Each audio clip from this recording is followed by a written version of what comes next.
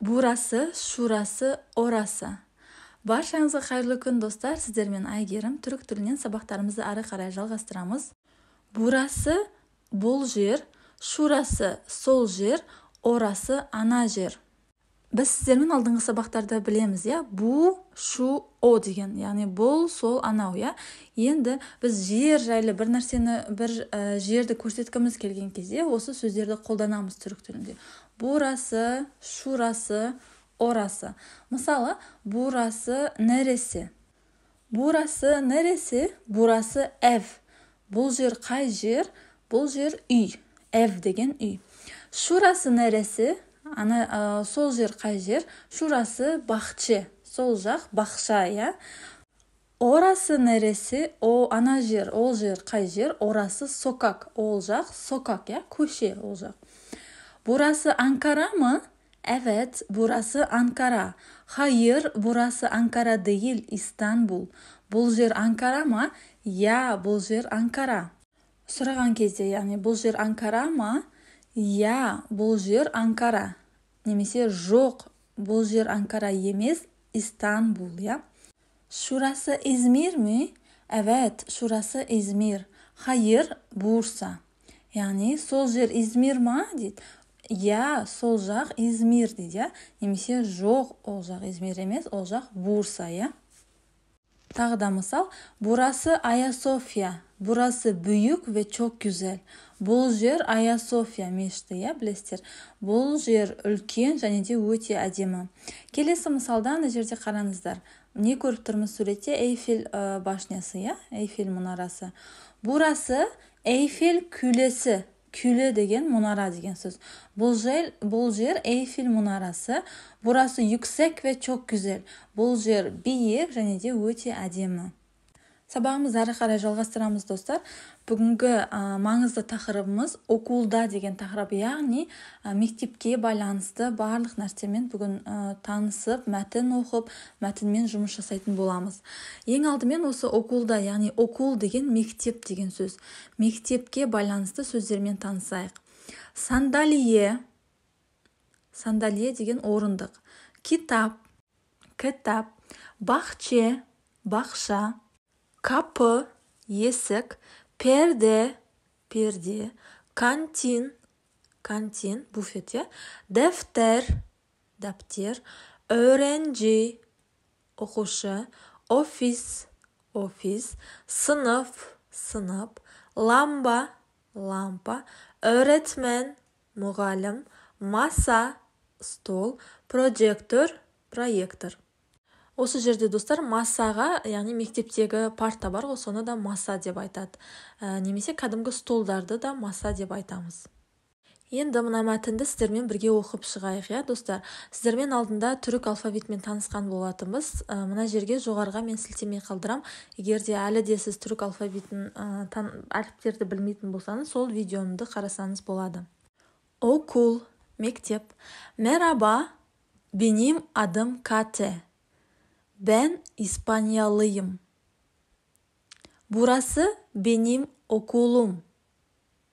Сәлем, менің атым Катя дейді. Мен испаниялықпын дейді, яғни испаниялықпын. Бұл жер менің мектебім. Окул топханеде. Мектеп топхане деген жердің аты. Топханеде дейді. Окул 6 катлы. Мектеп 6 қабатты. Кат деген қабат деген сөз. Alt катта офислер бар. Астыңғы қабатта офистер бар дейді. Офислер büyük. Офислерде масалар, koltuklar, bilgisayarlar, dolaplar var. Бізде астыңғы қабатта офистер бар дедік, Офистер үлкен, büyük деген үлкен. Офистерде парталар, дивандар, компьютерлер, шкафтар бар. Секретерлер офисте. Секретаршалар да сол офиста дейді. Бұл жақта маса дегеніміз бізде парталар, яғни столдар, колтуклар, дивандар, bilgisayarlar дегеніміз компьютерлер, долаплар дегеніміз шкафтар. İkinci, üçüncü, dördüncü ve beşinci katlarda sınıflar var. Екінші, үшінші, төртінші және бесінші кат деген қабат. Қабаттарда сыныптар бар. Okulda 10 sınıf var. Her sınıfta 15 öğrenci var. Mektepte 10 sınıf var dedi ya, yani kabinet. Her sınıfta 15 okuşu var. Sınıflarda sandalyeler, sıralar, kalemler, kitaplar, sözlükler, defterler, perdeler, lambalar, bilgisayar ve yazı tahtası var. Sınıflar, her sınıfta 15 okuşu var dedi. Sınıflarda sandalye degenimiz orunduk, partalar, kalamlar, kitaplar, sözlükler, dafterler, perdeler, lampalar, kompüter және de жазатын tahta var. Masalarda kitaplar, kalemler, defterler ve silgiler var. Partalarda, yani stollarda kitaplar, kalamlar, dafterler және de өшіргіштер var. Şimdi sınıflarda öğrenciler yok. Çünkü öğrenciler teneffüste. Şimdi degen қазір деген сөз. Қазір sınıflarda оқушылар жоқ. Өйткені оқушылар teneffüste. Teneffüs деген bizde перемена деп айтады ғой. Üzülüste. Okulda çok güzel bir kantin var. Mektepте өте әдемі bir kantin бар, буфет бар. Kantin üst katta. Kantin üst деген жоғарғы деген сөз. Жоғарғы қабатта. Kantinde sandalyeler, masalar, televizyon, yiyecekler ve içecekler var. Kantinde orundықтар, stolдар, televizor, жейтін нәрселер және де ішетін нәрселер бар.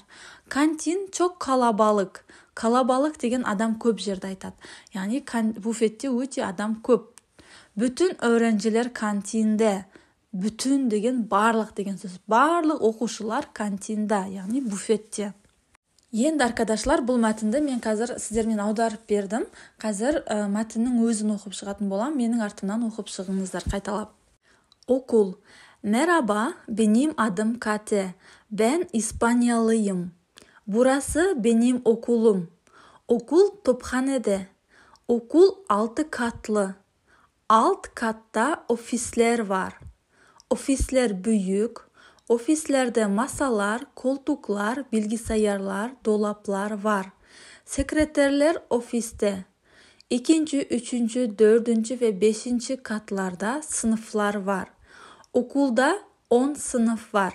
Her sınıfta 15 öğrenci var.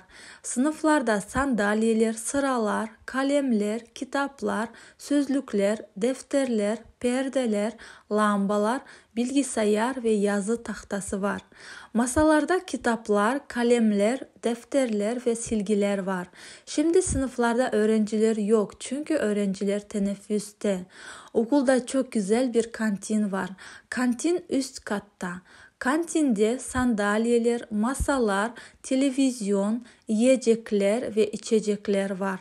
Kantin çok kalabalık. Bütün öğrenciler kantinde. Осымен бүгінгі сабағымыз аяқталды, достар. Сіздерге барлығы мәтіннің оқылуы да, мәтінді аударғанымыз да, жаңа сөздер де тақырып бойынша барлығы түсінікті болды, пайдалы болды деген ойдамын, достар. Барлығын жазып алып, оқып, қайталап шығыңыздар. Және де сіздерге бүгінгі сабаққа байланысты тапсырма, достар. 2 тапсырма берем. Бұл тапсырмалар сіздің түркішені үйренуіңізге, сабақтарды көргеннен кейін одан бір нәтиже шығаруыңызға көмектеседі деген сенімдемін.